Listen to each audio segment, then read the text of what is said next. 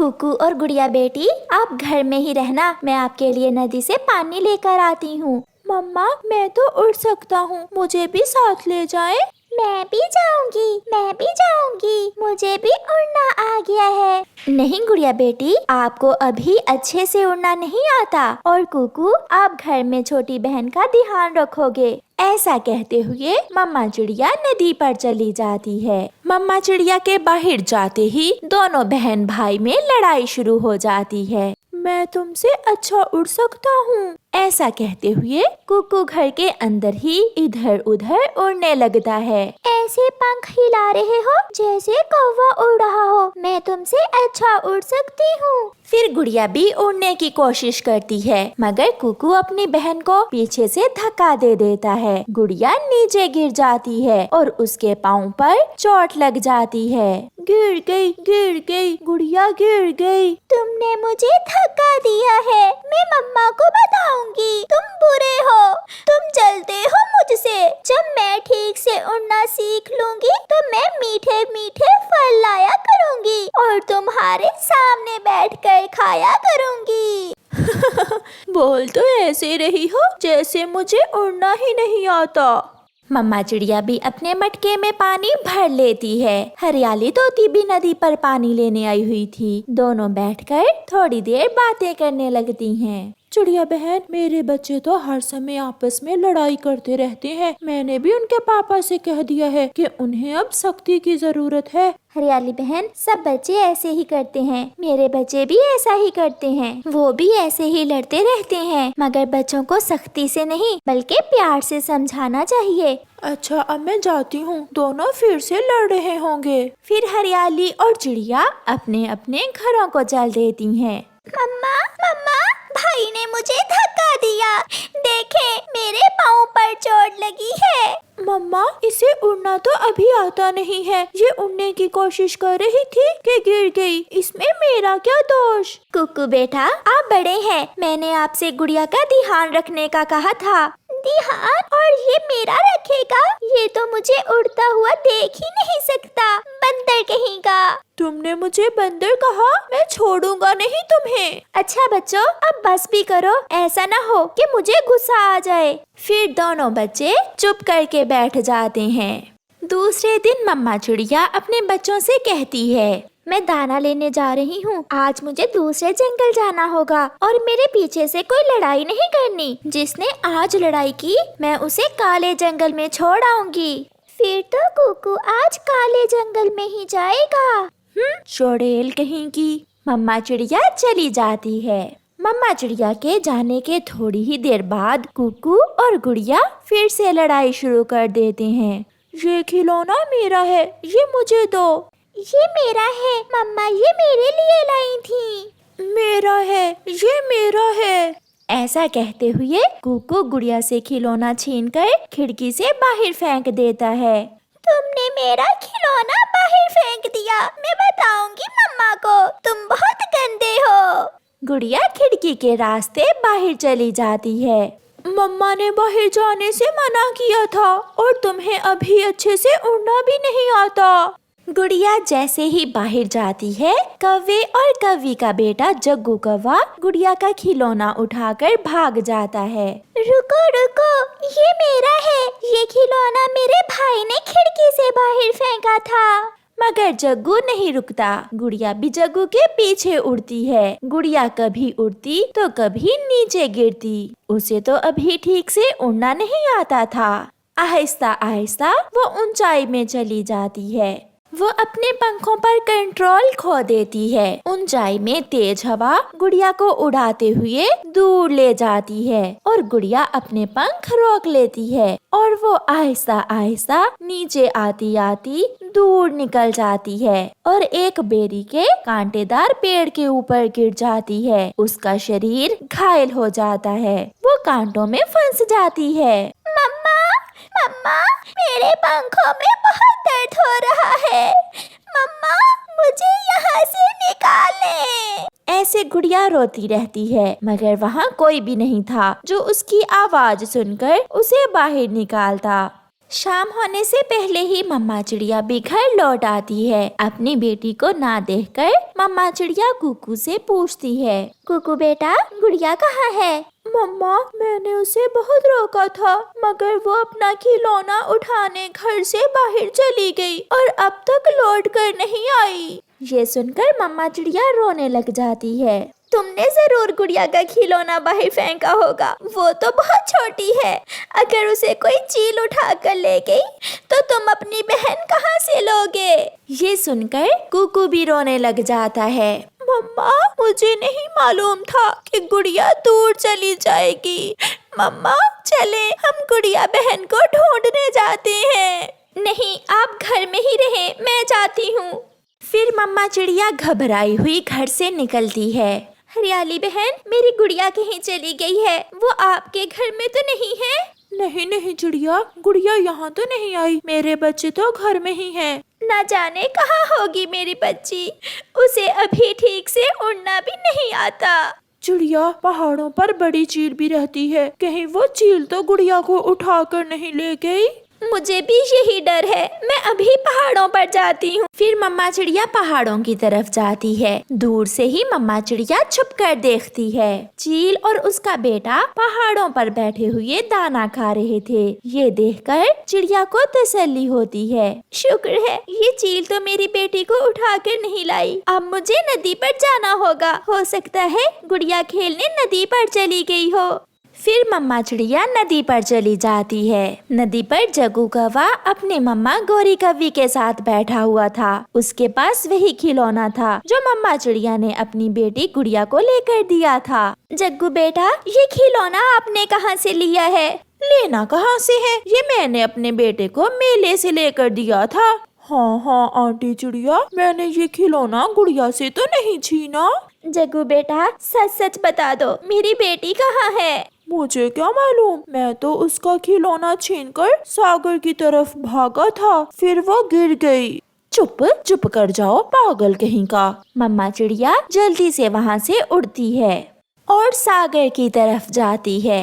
गुड़िया बेटी, कहाँ हो आप, कहाँ हो? ऐसे अपनी बेटी को आवाज देती हुई मम्मा चिड़िया उड़ती हुई जा रही थी। गुड़िया भी अपनी मम्मा की आवाज सुन लेती है। मम्मा, मैं यहाँ हूँ, मैं बेरी के पेड़ में फंसी हुई हूँ, मैं यहाँ हूँ। अपनी बेटी की आवाज सुनकर जल्दी से मम्मा चिड़िया वहाँ आती है। मेरी बेटी, मैं आ गई हूँ, चुप कर जाओ गुड़िया बेटी। फिर मम्मा चिड़िया कांटे हटाकर अपनी बेटी को बाहर निकालती है। कुकू ने मेरा खिलौना घर से बाहर फेंक दिया था। मैं लेने गई तो मेरा खिलौना जग्गू कौवा उठाकर भाग गया। मैं उसे पकड़ने के लिए। अच्छा ठीक है बेटी, आपका भाई घर में अकेला है, जल्दी चलो। फिर मम्मा चिड़िया गुड़िया को अपने ऊपर बिठाकर वापस होती है। अपनी बहन को खून में लथपथ देखकर कुकू जोरों से रोने लग जाता है। गुड़िया मेरी बहन, आपको क्या हुआ? ये सब मेरी वजह से हुआ है। मैं नहीं बोलती आपसे। फिर मम्मा चिड़िया गुड़िया के पंख पर पट्टी बांध देती है। गुड़िया बहन, प्लीज मुझे माफ कर दो, मैं फिर कभी आपसे लड़ाई नहीं करूँगा। पहले खुद को 5 बार बंदर कहो। बंदर बंदर बंदर, मैं बंदर हूँ। और वो बहन भाई एक दूसरे के गले लग जाते हैं। मम्मा चिड़िया ये देखकर बहुत खुश थी और वो सब मीठी नींद सो जाते हैं। कानो चिड़िया बहुत परेशान रहती थी क्योंकि उसकी कोई संतान नहीं थी। वो जब दूसरे पक्षियों के बच्चों को देखती थी तो उसका दिल दुखता था। रानो, तुम रो क्यों रही हो? अब तो हर समय रोना ही है। दूसरे पक्षी अपने बच्चों के साथ कितने खुश हैं, उनको प्यार से पालते हैं, उनके लिए भोजन ढूंढते हैं। उनके जीवन में खुशियाँ ही खुशियाँ हैं। पूरे जंगल में मैं अकेली हूँ जिसकी कोई संतान नहीं है। रानो, तुम्हें क्या लगता है कि मुझे कोई दुख नहीं है? मुझे भी बुरा लगता है कि हमारी संतान नहीं है, लेकिन हम कुछ कर भी तो नहीं सकते। अब अगर हर समय घर में ऐसे दुखी बैठे रहेंगे तो जीवन कैसे गुजरेगा। पहले तो तुम घर में कितने मज़े की मीठी मीठी चीज़ें बनाती थी, लेकिन अब तो तुमने ऐसा कुछ बनाना ही छोड़ दिया। पहले मुझे ये थोड़ी पता था कि मैं बांझ हूँ। अच्छा, तुम अब रोना धोना छोड़ो, वरना मैं शाम को भी घर नहीं आऊँगा। आपने ठीक कहा, मुझे हर समय दुखी नहीं रहना चाहिए। क्या हुआ जो ऊपर वाले ने मुझे संतान नहीं दी। मुझे ऊपर वाले ने इतना प्यार करने वाला पति तो दिया है। चलो फिर अब अपने पति के लिए कोई मीठी चीज़ बनाओ। मैं आपके लिए आज खीर बनाती हूँ। रानो चिड़िया रसोई में जाती है और अपने पति के लिए खीर बनाने लगती है। जब खीर बन जाती है तो रानो चिड़िया प्याले में खीर डालकर अपने पति के सामने रखती है। मानो चिड़ा खीर खाता है। वाह, खीर तो बहुत मज़े की बनी है। आज मुझे शादी के शुरू वाले दिन याद आ गए, जब तुम रोज कोई मीठी चीज़ बनाती थी। हाँ, और कालू कौवा भी हर रोज हमारे घर आकर खीर खाता था। कालू से याद आया, मैं उसको भी खीर दे आती हूँ, तब तक आप ये खीर खाएं। रानो चिड़िया कालू कौवे के लिए खीर डालती है और कालू कौवे के घर देने चली जाती है। गौरी कौवी दरवाजा खोलती है। चिड़िया, तुम हमारे दरवाजे पर क्या कर रही हो? गौरी बहन, मैं ये खीर देने आई हूँ। कालू भाई को मेरे हाथ की बनी हुई खीर बहुत पसंद है। अच्छा, मुझे तो कालू ने कभी ऐसा कुछ नहीं बताया, और मैंने अपनी माँ से सुना है कि किसी बांझ के हाथ की बनी हुई कोई चीज नहीं खानी चाहिए, वरना आप भी बांझ हो जाते हो। इसलिए अगर मैं तुम्हारी बनी हुई खीर अपने घर लेकर गई तो अपना ही नुकसान करवाऊंगी। जाओ, ले जाओ इसको यहाँ से। रानो चिड़िया रोती हुई अपने घर वापस आ जाती है। क्या हुआ रानो, तुम तो खुशी खुशी गई थी घर से। लेकिन ये समाज एक बांझ को जीने कहाँ देता है। आज कोई मेरे हाथ की बनी हुई खीर नहीं खा रहा, कल तो कोई मुझसे मिला भी नहीं करेगा। कहीं गौरी ने तो कुछ नहीं कहा? हाँ, मुझे हमेशा बांझ होने के ताने देती है। मैं कल कालू से बात करता हूँ, वो समझाएगा अपनी पत्नी को। रात को बहुत तेज बारिश होती है और तेज हवा की वजह से रानो चिड़िया का घर टूट जाता है। रानो चिड़िया और मानो चिड़ा रात कबूतर के घर गुजारते हैं। अगले दिन जब मानो चिड़ा और कबूतर घर के लिए घोंसला खरीदने जाते हैं तो लूसी कबूतरी रानो को नदी पर ले जाती है। नदी पर हंसते हंसते गौरी भी आ जाती है। रानो, तुम तो सच में मनहूस हो। पहले कोई संतान नहीं और अब अपना घर भी तोड़ बैठी हो। कबूतरी, तुम्हें भी ऐसे बांझ पक्षियों से दूर ही रहना चाहिए।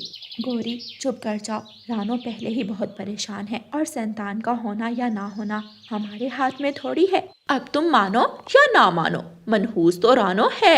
जिस काम में अपना पंख डालती है वो काम ही खराब हो जाता है। अब तुम यहाँ से जाती हो या फिर मैं मारकर तुम्हें भगाऊं? मैं तो जा रही हूँ, तुम बैठो इस मनहूस के पास। रानो, तुम इसकी बातों को दिल पर ना लगाओ। कोई बात नहीं, मुझे तो अब इन बातों की आदत हो गई है। रानो, दूसरे जंगल में बांस की लकड़ी बहुत अच्छी मिलती है, वहाँ पर जाकर लकड़ी ले आओ। तुम्हारा घर मजबूत बन जाएगा, फिर बार बार टूटने का खतरा नहीं रहेगा।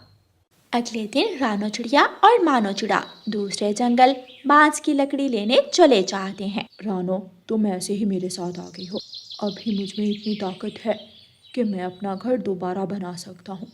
मुझे पता है कि आप मुझे हमेशा आराम देना चाहते हैं, लेकिन अगर हम मिलकर लकड़ी काटेंगे तो हमारा घर जल्दी बन जाएगा। फिर दोनों पति पत्नी बांस की लकड़ी काटने लग जाते हैं।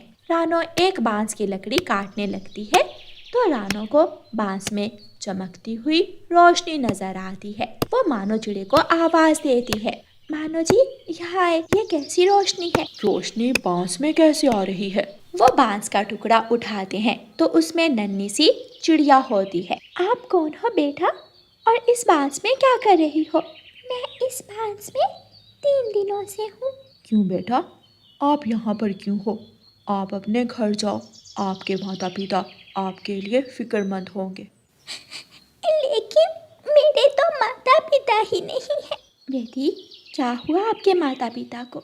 फिर नन्ही चिड़िया सारी बात बताती है। मैं इस जंगल में अपने माता पिता के साथ रहती थी, लेकिन 3 दिन पहले इस जंगल में बहुत तेज बारिश हुई थी और बारिश की वजह से बाढ़ आ गई थी।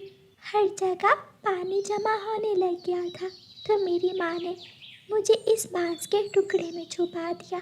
मैं तो छोटी होने की वजह से बांस में आ गई, लेकिन मेरे माता पिता उस बाढ़ में मारेंगे। नन्ही चिड़िया, आप अपने आप को अकेला मत समझो। आप हमारे साथ आओ, हम आपका ख्याल रखेंगे। मैं आपके पहले पापा जैसा तो शायद नहीं बन सकता, लेकिन मैं आपको खुश रखूंगा। हाँ नन्ही चिड़िया, हमारे साथ घर चलो। शायद ऊपर वाले ने हमें आपकी शक्ल में संतान की खुशी दी है। नन्ही चिड़िया बहुत खुश हो जाती है और रानो चिड़िया और मानो चिड़िया के साथ चली जाती है। रानो चिड़िया और मानो चिड़िया दोनों मिलकर अपना घर बना लेते हैं और नए घर में उस नन्ही चिड़िया के साथ खुशी खुशी अपना जीवन गुजारने लगते हैं। एक रात फिर से तेज बारिश होने लगती है, लेकिन रानो चिड़िया का घर बांस का होने की वजह से बहुत मजबूत था और रानो चिड़िया के घर को कुछ नहीं होता। रानो के दरवाजे पर दस्तक होती है। मानो चिड़िया बाहर जाता है। कालू, क्या हुआ? इतनी बारिश में यहाँ पर क्या कर रहे हो? हमारा घर टूट गया और कोई भी पक्षी हमें अपने घर रखने पर राजी नहीं है। मानो चिड़िया कालू कौवे और गौरी कौवे को घर के अंदर ले आता है। कुछ खाने को है? लेकिन गौरी तो मेरे हाथ का कुछ नहीं खाती। गौरी रोने लग जाती है। मुझे माफ कर दो रानो, तुम्हें हमेशा बांझ बांझ का दाना दिया, लेकिन मैं तो खुद भी बांझ हूँ। मैंने तुम्हें बुरा भला कहा, मेरे साथ भी यही कुछ हुआ है। गौरी, मैं कभी नहीं चाहूँगी कि जो दुख मैं सहूँ वो कोई और भी सहे, और सब पुरानी बातें भूल जाओ, एक नई शुरुआत करते हैं। फिर सब मिलकर खाना खाते हैं और अगले दिन कालू और गौरी का घर बनाने में उनकी मदद करते हैं। रानो चिड़िया की तबीयत दिन ब दिन खराब होती जा रही थी। आज तो रानो चिड़िया उठने के काबिल भी नहीं थी। वो सारा दिन घोंसले में लेटी रहती है। मम्मा, आपको क्या हो गया है? अगर आपको कुछ हुआ तो मेरा क्या होगा? गुड़िया बेटी, तुम चिंता ना करो, मैं ठीक हो जाऊंगी। तुम्हें भूख लग रही होगी, मैं तुम्हें कुछ बना देती, लेकिन मुझसे अपने पंख भी हिलाए नहीं जा रहे। आपने भी तो कल से कुछ नहीं खाया। मैं खुद दाना लाने की कोशिश करती हूँ। गुड़िया बेटी, मौसम अभी ख़राब है, जब बारिश रुकेगी तब आप दाना ढूंढ लेना। अभी आप हरियाली आंटी के पास जाओ और उनसे कुछ ले आओ। गुड़िया हरियाली आंटी के घर चली जाती है और दरवाजे पर दस्तक देती है। हरियाली तोती बाहर आती है। गुड़िया बेटी, आप इतनी बारिश में यहाँ क्या कर रही हो? हरियाली आंटी, मेरी मम्मा की तबीयत बहुत ख़राब है। उन्होंने कहा कि हरियाली आंटी से कुछ खाने को ले आओ। मैं खाना डिब्बे में डालती हूँ और तुम्हारे साथ चलती हूँ। फिर हरियाली तोती गुड़िया के साथ रानो चिड़िया को देखने आती है। रानो बहन, तुम बीमार कैसे हुई? पता नहीं हरियाली, पिछले 3-4 दिनों से शरीर में बहुत कमज़ोरी थी। आज तो हिलने के भी काबिल नहीं। मैं एक वैजी को जानती हूँ जो दूसरे जंगल में रहते हैं। उनके पास ज़रूर कोई दवा होगी जिससे तुम ठीक हो जाओगी। मम्मा, मैं वैजी के पास जाकर आपकी दवा लाऊंगी। गुड़िया बेटी, आप अकेली जाओगी तो मुश्किल होगी। मैं भी कल आपके साथ जाऊंगी। फिर हरियाली तोती वापस चली जाती है। अगले दिन जब गुड़िया हरियाली तोती के घर जाती है तो हरियाली तोती घर में नहीं थी, सिर्फ छोटा मिठू था। छोटे मिठू, आंटी कहाँ है? गुड़िया, मेरे पापा का सुबह सुबह फोन आया था, उनका एक्सीडेंट हुआ है। मम्मा तो वहाँ गई है। मैंने बहुत जिद कि मुझे भी अपने पापा को देखना है, वो मुझे लेकर नहीं गई। मेरे पापा तो मेरे सारे नखरे उठाते हैं। मिठू, तुम्हारे पापा जल्दी ठीक हो जाएंगे। अगर अपने आप को घर में अकेला महसूस करो तो मेरे घर आ जाना। मैं दूसरे जंगल वैजी को ढूंढने जा रही हूँ। या तुम ध्यान से जाना। गुड़िया दूसरे जंगल चली जाती है। वो रास्ते में पक्षियों से रास्ता पूछती है।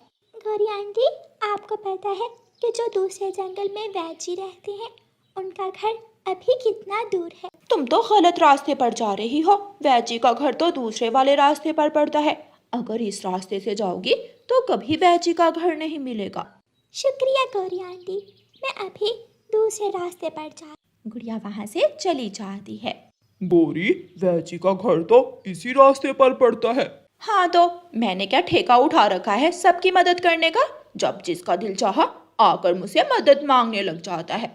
तुम्हारी झूठ बोलने वाली आदत जग्गू में भी आती जा रही है। और न निकम्मेपन की आदत उसने तुमसे सीखी है। तुमसे तो बात करना ही बेकार है। तो मुझे भी कोई शौक नहीं है तुमसे बात करने का।